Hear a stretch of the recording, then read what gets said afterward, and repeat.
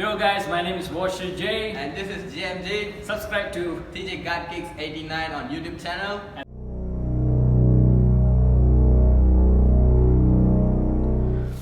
What is up guys, TJ Got Kicks 89 here, back with another video for you guys. Today we have got a very delayed package from a good friend of mine. Obviously you can see it's a Kobe box, so you know that it is from the Kobe Protro line. Today we are taking a look at the Kobe 5 Protro in Del Sol Black Metallic Silver, otherwise known as the Bruce Lee's.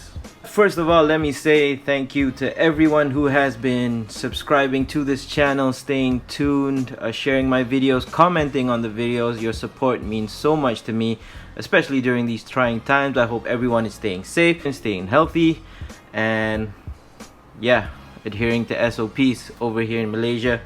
This is the shoe that we will be talking about. This is the Kobe 5 Protro in the fabled Bruce Lee colorway. I have a pair from back in 2005. Let me just pull that up for you. These are the Dark Knights, pulled out from my collection. I've also got the China colorway, China exclusive colorways somewhere, but this was a pair that I owned back in the Kobe 5 heydays. Don't know if it's still wearable, but I just keep it around hoping for a re-release, but I guess that won't be happening anytime soon, so we'll just stick with this. Now, the Kobe 5 Protro for 2020 features a very similar construction. Nothing much has changed from the 2005-2006 versions.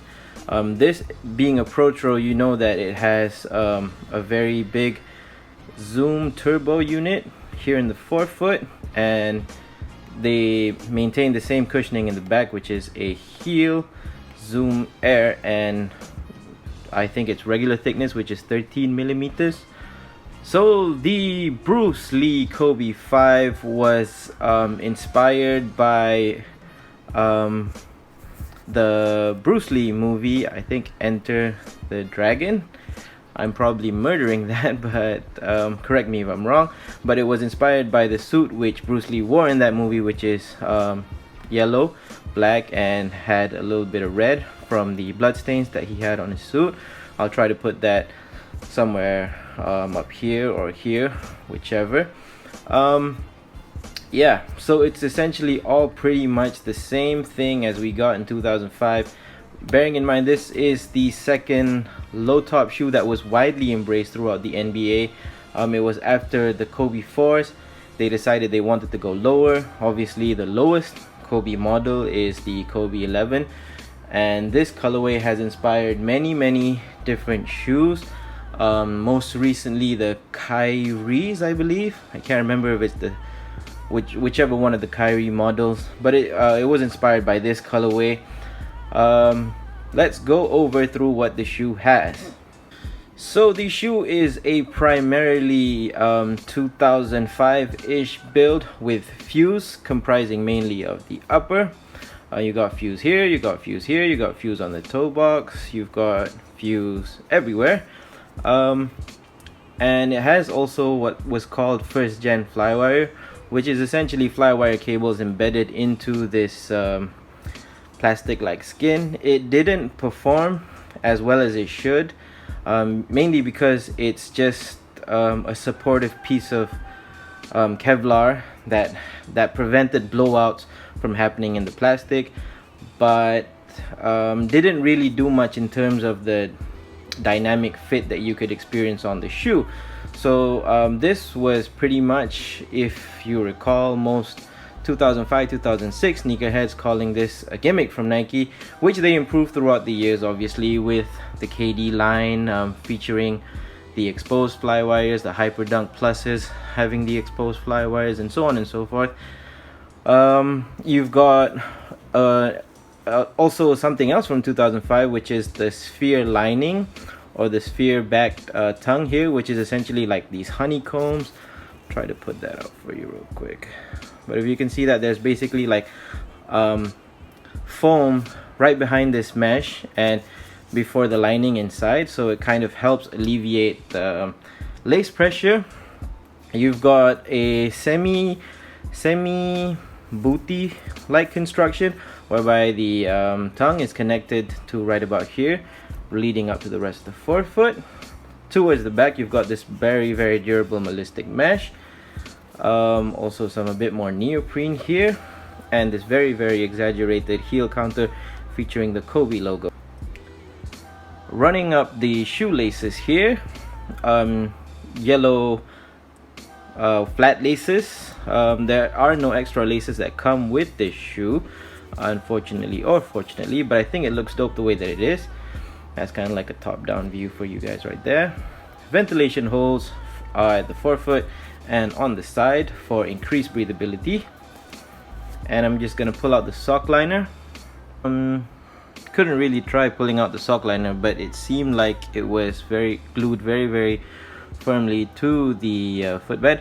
Inside there you can see 2 and the other shoe has 4, and if you take both of the insoles out, you get what looks like a Kobe face. Alright, moving on to the midsole. You've got a Phylon midsole. It's the same thing, it's just painted differently up here, but in front you can see there's like a squarish pattern, whereas there is no pattern here at the back.